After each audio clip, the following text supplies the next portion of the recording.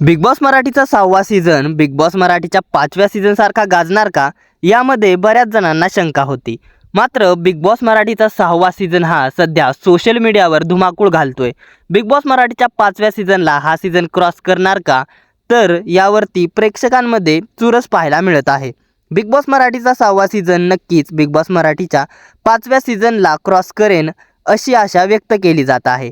तर big boss Marathi 6 या कार्यक्रमाची सोशल मीडियावर चांगलीच क्रेज पाहायला मिळत आहे. कोणत्या स्पर्धकाला प्रेक्षकांचा सर्वाधिक पाठिंबा मिळतोय तर कोणाला ट्रोल केलं जातंय हे सोशल मीडियावरील वोटिंग ट्रेंडनुसार पाहायला मिळत आहे. सध्या बिग बॉस मराठीच्या 6व्या सीझनमध्ये कोणत्या स्पर्धकाची जास्त चर्चा आहे, कोणता स्पर्धक प्रेक्षकांना जास्त आवडतोय, तसेच आत्ताच्या नॉमिनेशनमध्ये कोणता स्पर्धक बाहेर जाणार याबद्दलची जाणून घेऊ या पूर्ण माहिती या व्हिडिओमध्ये. त्याआधी आपल्या फिल्मी उचापती या चॅनलला सबस्क्राईब केलं नसेल तर सबस्क्राईब करून घ्या. चला तर मग पाहूया बिग बॉस मराठीच्या 6व्या सीझनच्या दुसऱ्या आठवड्यात कोणता स्पर्धक घराला टाटा बाय बाय म्हणणार आहे. नॉमिनेशन वोटिंग ट्रेंडनुसार सर्वात खाली जो स्पर्धक आहे, ज्याला सर्वात कमी वोट मिळालेले आहेत, तो स्पर्धक आहे रुचिता जामदार. बिग बॉस मराठीच्या 6व्या सीझनच्या दुसऱ्या आठवड्यातील लेटेस्ट वोटिंग ट्रेंडनुसार नंबर 9 वरती आहे रुचिता जामदार ही सदस्य. तिला तिचा गेम सुधारण्याची संधी मिळते, पण ज्या पद्धतीने ज्या शब्दात घरात ती भाष्य करते ते कोणालाच आवडत नाही आहे. या आठवड्याच्या सुरुवातीलाच रुचिता राकेश बापटच्या कॅरेक्टरवर शिंतोडे उडवताना दिसली होती. त्यामुळे रुचिता ही बऱ्याच वेळेस निगेटिव्ह गेलेली आहे. मात्र बिग बॉसला अशाच स्पर्धकांची गरज असते.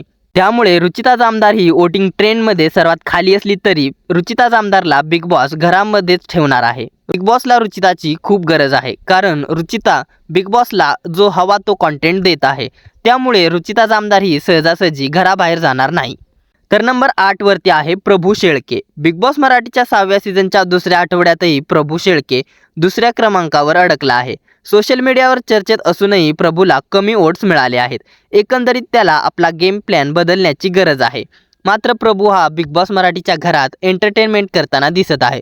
प्रेक्षकांना त्याचा हा अंदाज फार आवडत आहे. नंबर 7 वरती आहे अनुश्री माने. अनुश्री मानेची सोशल मीडियावर मोठी फॅन फॉलोविंग आहे. अनुश्री मानेवर सध्या महाराष्ट्र पेटून उठला आहे. राकेश बापट सोबतच्या वादानंतर नेटकऱ्यांकडून अनुश्रीवर नाराजी व्यक्त केली जात आहे. अनुश्रीने हे फेमसाठी केलं असून राकेशला टार्गेट केलं असल्याचं बिग बॉस प्रेमींचं मत आहे. त्यामुळे अनुश्रीचे वोट्स झपाट्याने पडले असून ती नंबर 7 वरती आलेली आहे. मात्र अनुश्री ही 7व्या नंबरवरती असली तरी ती सहजासहजी घराबाहेर जाणार नाही. बिग बॉसला अशाच स्पर्धकांची आवश्यकता असते जो कंटेंट देऊ शकतात. अनुश्रीमुळे बिग बॉस मराठीला या आठवड्यात फार चांगला TRP मिळालेला आहे. त्यामुळे अनुश्रीला बिग बॉस सहजासहजी घराबाहेर काढणार नाहीत. तर नंबर 6 वरती आहे राधा पाटील मुंबईकर. राधा पाटीलवर एविक्शनची टांगती तलवार राहणार आहे, कारण राधा पाटील नुकतंच एका एपिसोडमध्ये घरी जाण्याची इच्छा व्यक्त केली होती. त्यामुळे या आठवड्यात ती डेंजर झोनमध्ये असू शकते. मात्र राधा पाटील ही देखील सहजासहजी घराबाहेर जाऊ शकत नाही.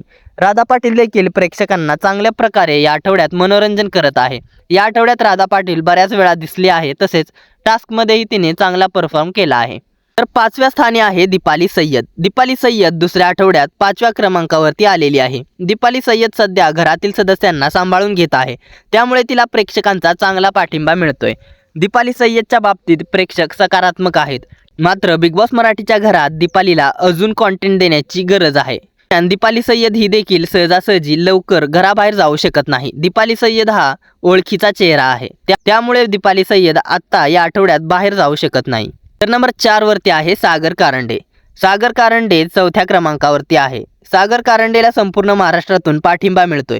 पहिल्या आठवड्यात आपल्या खेळीनं त्याने प्रेक्षकांचं मन जिंकलं होतं. रितेश देशमुखनेही त्याचं कौतुक केलं होतं. मात्र सागर कारंडे हा दुसऱ्या आठवड्यात फारसा काही दिसला नाही.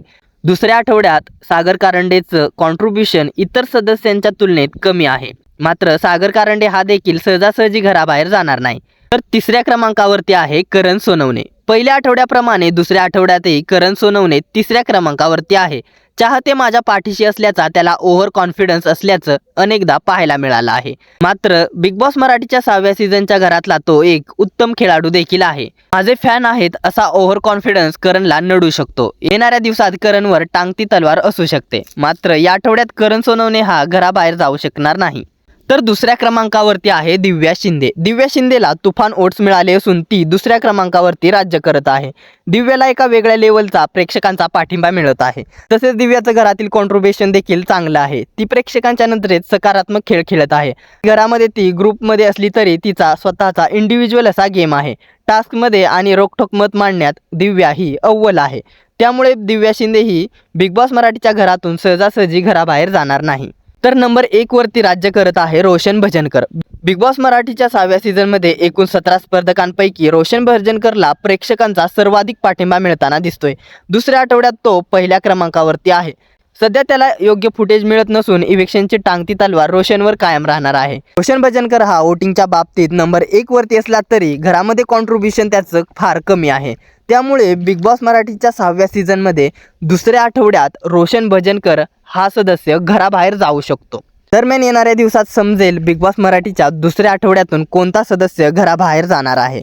बिग बॉस मराठीच्या 6व्या सीझनच्या दुसऱ्या आठवड्यातून कोणता सदस्य घराबाहेर जायला हवा, कोणत्या स्पर्धकाचा तुम्हाला गेम आवडला आहे आणि कोणत्या स्पर्धकाला तुम्ही विनर म्हणून पाहत आहात याबद्दल काय आहेत तुमच्या प्रतिक्रिया आम्हाला कमेंटद्वारे जरूर कळवा. बिग बॉस मराठीचा 6वा सीझन तुम्ही पाहताय का हे देखील आम्हाला कमेंटद्वारे कळवा. मनोरंजन विश्वातील अशाच घडामोडी आणि बिग बॉस विषयीच्या अपडेट जाणून घेण्यासाठी आपल्या फिल्मी उचापती या चॅनलला सबस्क्राईब करा. धन्यवाद.